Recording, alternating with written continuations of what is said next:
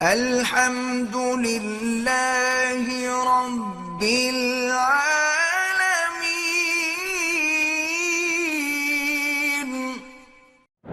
اصل میں مشکل پتہ کیا ہے کہ ہم نے دین کو آسان سمجھنے کے لیے چند رسوم کا نام جو ہے وہ دین رکھ لیا کہ ربیع الاول میں حضور کا جلوس نکالیں، میلاد منائیں، اور مہینے میں 11ویں شریف منائیں، اور اس کے بعد یہ ہے کہ سال میں پیر صاحب کی مزار پہ عرس شریف منائیں، اسی طرح کوئی مر جائے تو کل شریف منائیں، پھر 7 جمعرات شریف منائیں، 40واں شریف منائیں۔ یہ سب ہم نے بس دین بنا لیا۔ دین اسی کا نام ہے۔ روزہ رکھو نہ رکھو، نماز پڑھو نہ پڑھو، حق حلال کھاؤ نہ کھاؤ، حرام سے بچو نہ بچو، بس تم میلاد کرتے ہو تو بخشے گئے نا، حضور کے عاشق ہو گئے۔ یہ لوگوں نے دھوکہ دینے کے لیے دین کو چند بدعات کا نمونہ بنا دیا۔ دین میں تو قربانی کا نام ہے دین۔ آپ دیکھیں کہ میرے مدنی پاک کے لاکھوں صحابہ تھے، لیکن مکے اور مدینے میں صرف 10,000 صحابہ دفن ہیں، باقی سب صحابہ جہاد کے لیے جو نکلے دنیا میں پھر واپس ہی نہیں آ سکے بیچارے۔ وہ کہتے ہیں نہیں بدی حلوہ کھا کے دین آ جائے گا۔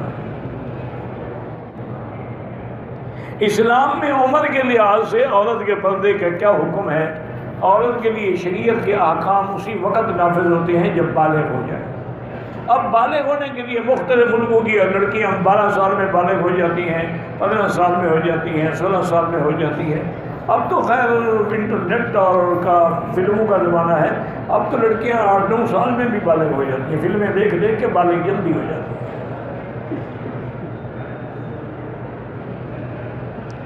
مسجد الحرام میں نہ چاہتے ہوئے بھی عورتوں پہ نظر پڑتی ہے۔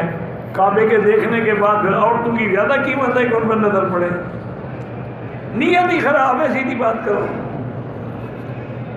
نظر نیچے رکھو، بچنے کی کوشش کرو، اتفاقاً پڑ جائے تو لا حول ولا قوت الا باللہ۔ میلاد منانے سے حضور کی یاد تازہ ہوتی ہے، نماز پڑھنے سے نہیں ہوتی۔ یہ نماز میں جو تم روز پڑھتے السلام علیکہ ایھا النبی ورحمۃ اللہ اور اللہم صلی علی محمد، یہ یاد تازہ نہیں ہوتی، صرف میلاد سے ہوگی تاکہ کچھ کھانے کو بھی ملے۔ انا للہ و انا الیہ راجعون۔ پتہ نہیں کیسے مسئلے گھڑتے ہیں یہ لوگ، خدا کو کیا جواب دیں گے کیا؟ اسلام سے پہلے کعبہ تھا، حضرت آدم کے وقت سے کعبہ تھا۔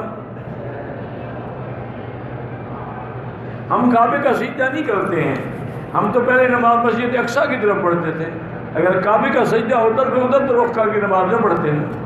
پھر جب ادھر کا حکم آیا ادھر ہم نے پشت کر دی، تو سمجھ آ گئی کہ مسلمان جو ہے وہ کسی پتھر کو سجدہ نہیں کرتا۔ لیس البر ان تولوا وجوہکم قبل المشرق والمغرب ولکن البر من آمن باللہ، ہم اللہ کے حکم کی تعمیل کرتے ہیں۔ اگر ہم پتھر کو سجدہ کرتے، ہوائی جہاز میں نماز نہ پڑھتے، کعبہ تو نیچے رہ جاتا ہے۔ تم نے کبھی ایسا کیا ہے کہ اپنے جو آپ کے دیوی دیوتا ہیں ان کا بھی ہوائی جہاز پہ چڑھ کے ان کو سلام بھیجے کبھی؟ ایسے بس گھٹتے رہتے ہیں۔ وہ جی ہندو کہتے ہیں، ہندو کیا نہیں کہتے؟ اب ہندو کو کہنے کی کیا ضرورت ہے؟ انہوں نے دیوی دیوتے بنائے، ہم نے قبریں بنا لی، بات تو ایک ہی ہے۔ ایک دفعہ ایک شیعہ مناظر تھا، مولوی اسماعیل، میں نے بھی دیکھا تھا، گوجرانوالہ کا تھا تو شیعہ لیکن مولوی تھا، اس میں کوئی شک نہیں۔ اصل وہ دیوبند کا پڑا ہوا تھا، بدبخت شیعہ بن گیا۔